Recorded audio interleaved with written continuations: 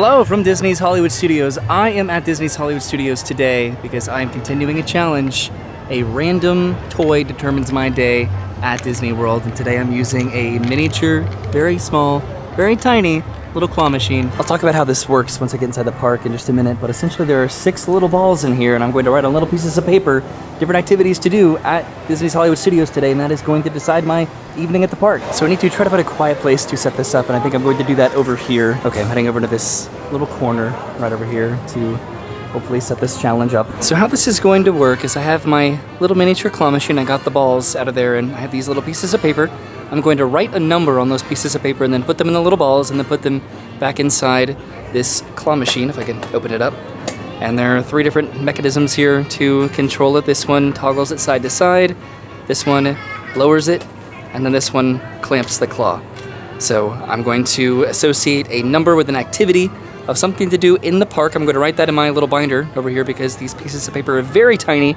And then once I guess randomize them and put them in here and shake it up a little bit, then it'll determine what I'm doing at Hollywood Studios tonight. So this might not have been the best place to do this because I dropped some of my balls into the bushes, but I have written numbers 1 through 6 on these little balls. I'm closing that, so there they are in there, and then this is my list of all of the different stuff that I'm anticipating maybe doing today. Getting a new drink, getting a new food/dinner, riding the ride with the shortest wait, riding the ride with the longest wait, eating the worst treat that I can find, and then riding the worst ride. So I'm shaking the balls around as much as I can. This might be a little bit hard to see. I'll try to do a little bit better job of this, but I just want to get started with my challenge. Okay, so I'm swinging the claw around. I'm going down. I'm grabbing one, and I'm moving this one over. And now there's a little part here that I can open up to get the ball out. So what am I doing first today at Hollywood Studios? There's a little piece of paper in there. I tried to shuffle these up if I could, so I don't know which number is in which particular ball. Number 1, I'm getting a new drink. Okay. So I think I know exactly where I'm going to get this. This one definitely took a little bit of a setup, but I think it's going to be a lot of fun. So where I'm going to get a drink is the Den of Destiny, which is right around the corner. There's a particular signature beverage there that I have not gotten yet, and I want to get it before I can't. I'm not anticipating doing all of these, maybe 4, potentially 5. So this is not good. The sign for the Den of Destiny bar is gone. This is over by Indiana Jones, and this used to be the Indiana Jones Den of Destiny pop-up bar, and it is no longer open.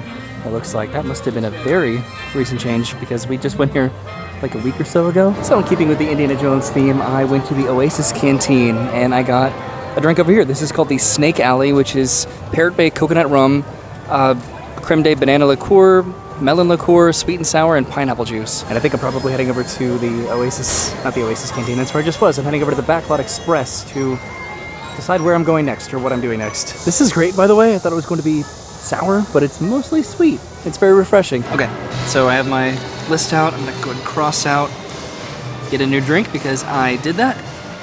And I have all of my, whoops, there goes my pen. I have all the balls in here. And let's see what I'm doing next. This is a little challenging. I can sort of mix it up too with the, I don't know if you can even see that. I'm shaking the camera around because it's just on a tripod right now. Let's see. Oh God. Come on. This is exciting. Okay, I have one. Oh, I lost it. Come on. Come on. Come on. Okay, I have this one. Got it. All right. What am I doing next? Is this exciting? It's like a clear ball this time. Ugh. Oh God, I really sealed this one up, didn't I? I can do it. I gotta keep this in one take.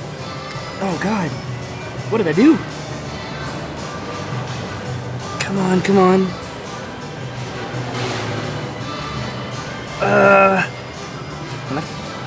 Gotta bite it. Oh. Well, I just broke it. But I wanted you to know that I'm not playing any games. Number 4, ride the longest wait time ride.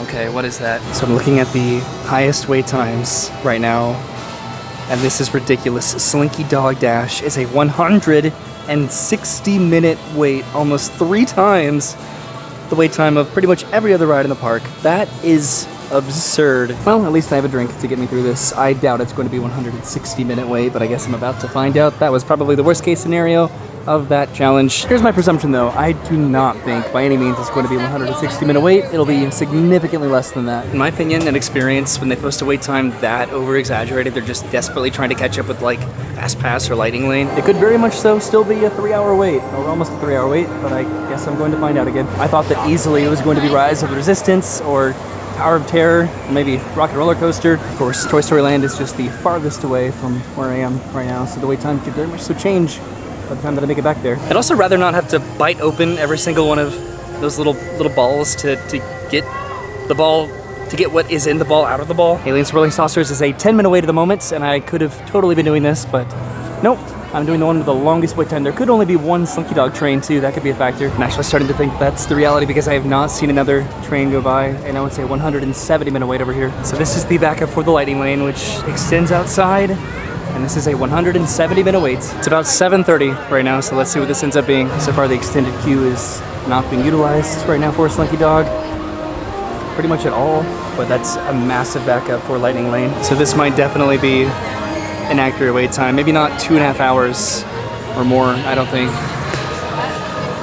Okay, so they're definitely more than 2 trains, that's good. But this is where the line ends for Slinky Dog Dash for standby. So the line is moving, but very slowly, and I'm pretty sure it's because people are just getting out of line because it is moving very slowly. All right, so I decided to go and get out of line, but hopefully for a good reason. I'm going to play the technicality card because technically I just have to ride the ride with the longest wait time.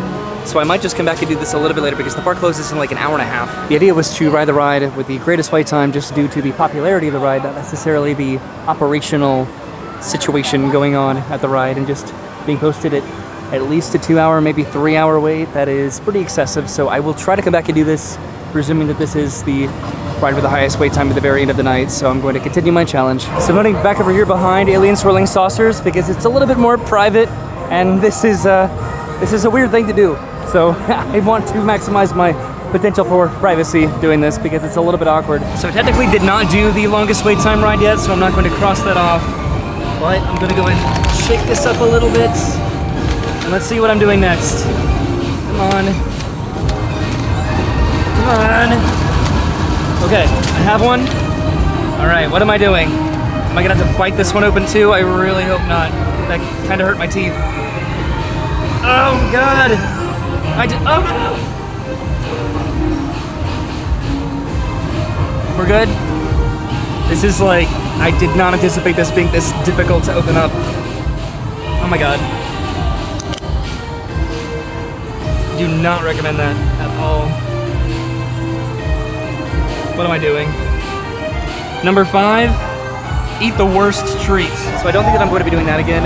I don't want to advocate that it's a smart idea whatsoever to put plastic in your mouth, so I've been trying to do that just so it's a little bit more fun, like whatever I'm actually getting out of the little claw machine is whatever I'm actually doing, so I didn't want there to be like any jump cuts so you didn't think I was being silly about it, but I'm just gonna take my time, and if I can't open it, I'll just really try hard to open it, even if there's like a jump cut. See, if I was smart, I would just step on it and not crunch it in between my teeth. That's just me just getting too much invested in the moment and the challenge.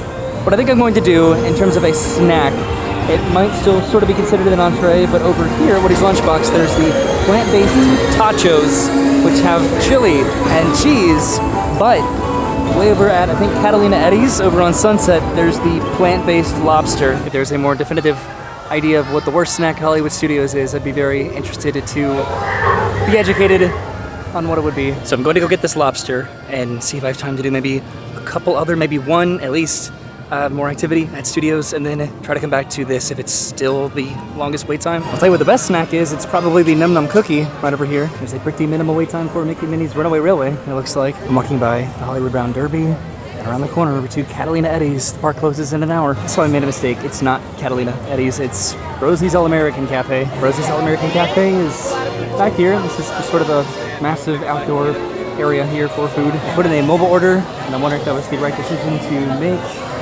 There's a pretty long line. This is Catalina Eddie's over here. This is Rosie's All-American Cafe. So right now I'm just waiting for my mobile order to be ready at the moment. I might go just try to find out what I'm doing next while I'm waiting. So I walked around to try to find a table, but I cannot find a table anywhere, but I'm heading all the way back here, I think. There's usually seating somewhere back over here. Maybe some sort of a table that's open. Yep, literally the furthest table away from Rosie's. This is my table. So I crossed out Eat Worst Treat because I'm about to get it. I put in my mobile order and I'm waiting for it right now. And then I proceeded to try to get another little ball out of here. But I wasn't recording, which is fine because I, again, struggled with opening it.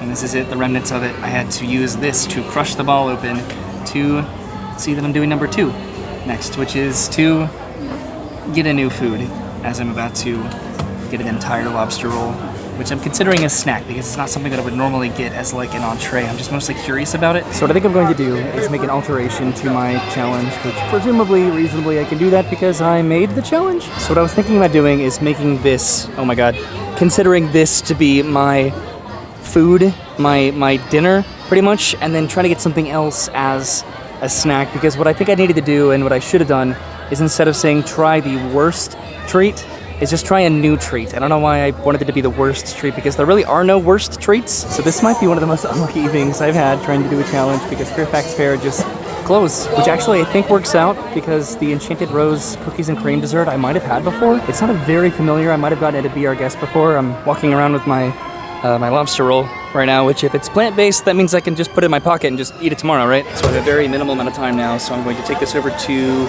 Toy Story Land and get a snack at Woody's Lunchbox and then ride Slinky Dog Dash. So now I've been running around for like 2 hours and I haven't accomplished really anything tonight. So I've made it back to Toy Story Land and I sort of sincerely hope that people aren't watching this to get an idea of how to plan a vacation because I just waited in line for like 15 minutes for a ride posted at a 3-hour wait. Then I left to go get a fake lobster roll to then bring it all the way back right before the park closes for the evening. I lost a chip, so I changed my rule essentially. So now this is just the new food that I'm getting because I have always been curious about this plant-based lobster roll back over at Rosie's All-American Cafe. And then my new treat, not the worst treat, my new treat is going to be back over here. This is presuming that I can go through the window hopefully pretty soon with my home order. I said that I was here. So Slinky Dog is posting a 120-minute wait, so it is still definitely reigning supreme as the highest wait time in the park. But what I ended up getting, this is a little bit better look at my plant-based lobster roll, so I'm very interested in this. And again, I have been curious about this, so I'm glad that I finally got it as my new food/dinner item. It didn't end up working out like that at the beginning, or didn't start that way. But this is the sweet potato lunchbox tart, which is sweet potato filling, cinnamon brown sugar icing topped with toasted marshmallows and pecans. So this is going to be my new treat. All right, so I'm going to try this. I have less than 10 minutes to get in line for a Slinky Dog, so I might bring my Pop-Tart with me in line.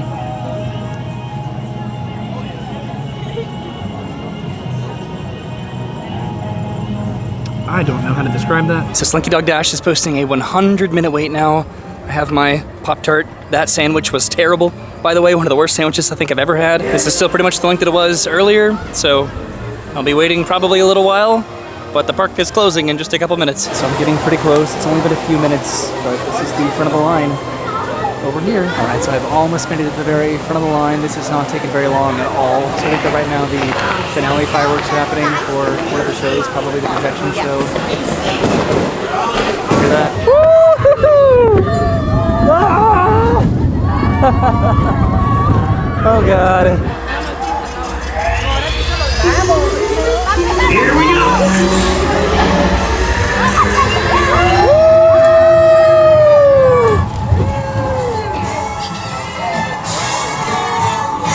That's funny. Oh no. That's sad. Poor Wheezy. So the park is now officially closed and I am heading towards the front of the park, although Phantasmic should be starting like right now, probably, and I just barely missed the fireworks, if you want to call them fireworks, over by the oh my god, the Chinese theater. Also, that only ended up taking about 30 minutes, maybe a little bit less than 30 minutes, like 1 or 2 minutes less. This is a pretty quiet look at the entrance of Slinky Dog Dash with the final riders pretty much getting off for the evening. And this is a somewhat quiet exit of Toy Story Land. Normally it's a lot busier than this. I'm hoping to try to see some of the Phantasmic fireworks maybe on the way out of the park. Although I don't know because I would like to try to beat some of the Phantasmic, or the majority of the Phantasmic crowd out of the park. So I think that I am disappointed with how this challenge turned out. I think it had a lot of promise and it probably came down to what I decided to do with the directions that I gave myself through this claw machine. I think I got a little bit unlucky with just the particular order that I got from this, but I do think it came down to what I decided to do and just trying to change my rules as I was doing the challenge. I tried to not do that, but this one was a little bit more challenging. Yeah, but that's the point of doing these challenges, is just to try to have fun with it and to change the rules maybe sometimes if it works out a little bit better that way, but ultimately just try to have a good time and have a different and unique perspective and purpose at a theme park. But I did get to get a drink that I'd never had before. I got to try a food that I've always been curious about. I got to have a new snack, and then I got to ride Slinky Dog, and it was only a 30-minute wait instead of a 3-hour wait. Fantasmic should be letting out at some point very soon, so I'm going to see if maybe I can see some fireworks. Maybe not though, the theater's all the way over there, and I have to walk way over here to get to the parking lot so I can hear the soundtrack. They're at the villain section of Fantasmic, so I'll just have to go back and experience this in person again because it's such an incredible show. But thank you for coming with me to Hollywood Studios to play yet another immature game just to entertain myself and maybe you just a little bit. But thanks for watching. I'll see you soon. Have a great day and goodbye.